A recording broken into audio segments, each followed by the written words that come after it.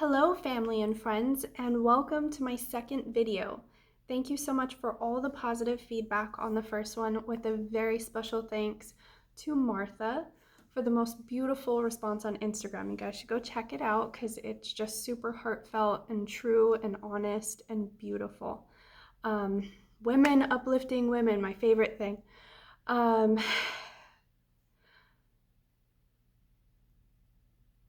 For my second video, I wanted to share highlights of my last trip.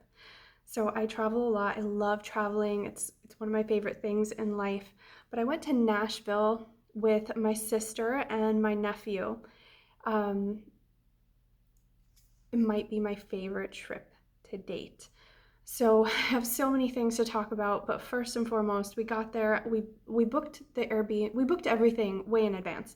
But the Airbnb, I went back and forth with my sister and kind of was like, what do you think of this one? Well, I really like this one, but what about this one? And we just kept coming back to the same Airbnb. So the Airbnb that we stayed at was Greg Lucid's Airbnb, and he is an artist manager, and I don't really know what all he does, but what I can tell you is he was just the most amazing host.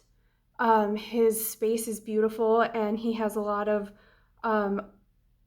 artists that have gotten gold records. So as you walk in, you get to see all these gold records, which is really cool. Like, just got to Nashville and hear all these like amazing records, and someone behind the scenes who's helping these artists get to that place. Super, super cool way to get there. And then I think the second thing that I should talk about is the Bluebird. So me and my sister were really, really just obsessed with Nashville, the show. And in just about every episode, they talk about the Bluebird. So of course we have to go to the Bluebird. And I'm not gonna lie, I'm not the number one country fan. I love music, but I love all music. And there are some genres that I gravitate to more than others. I mostly listen to country when I'm with my family. But we went to the Bluebird and we waited in line, and it was really cold, and we wanted to give up and we didn't, because we all felt like it was kind of important to do, but we didn't really know what we were getting into, and we didn't really know why we had to be there. We were doing it mostly because of the show.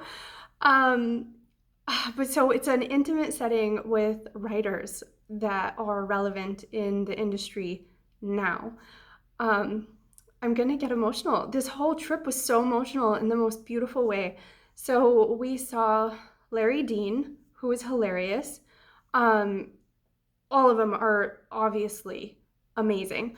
But I do want to share that Barry Dean he's really funny. And then Luke Laird, and he's really fun too. But Laurie McKenna, oh my God, I have a girl crush. She was so fantastic. We got to see her perform Humble and Kind while she was looking at her sons. Nothing like it. Nothing like it.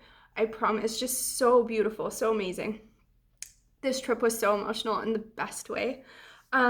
Next, I want to talk about the Ryman.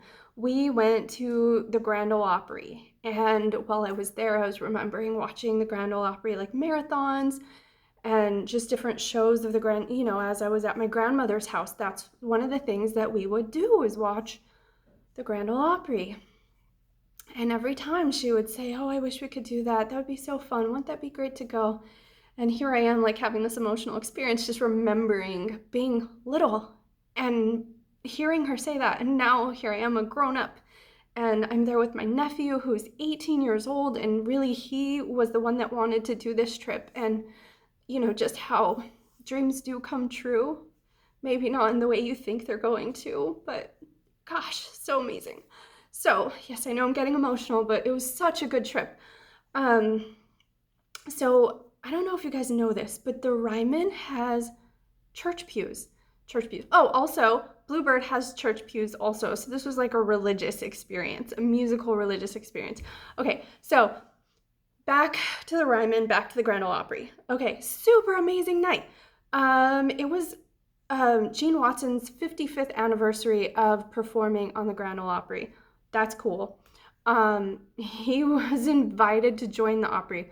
That's even cooler. Also super, super amazing. Alan Jackson was given an award, which I have heard nothing about since I was there, but I was there and I saw it and I saw the genuine reaction that he had. And that's really what I want to talk about the most in this, or highlight in this video for me as like the highlight of the trip as far as like an internal journey. So Alan Jackson said, oh wait, the award was a Lifetime Achievement Award for staying true to himself and true to country music. Okay, so his response, his first response, just shock and awe, but he said, I do not think I belong on the same shelf as those guys. He's the fourth person to receive this award. And he continued to say, I wish I could say that I did something specific, but I just did what I love. Law of attraction peeps, my peeps. Gosh, in one moment, everything can change and dreams do really come true, and it's such an amazing world. So the couple sitting next to me, we hit it off immediately. They were an older couple, but they educated me a bit, and they told me that he was a forklift driver at a big box store prior to making it big. So yeah, that's my trip to Nashville. Super inspired. Amazing journey. But I would say the highlight was do what you love. Do what you love. Thank you.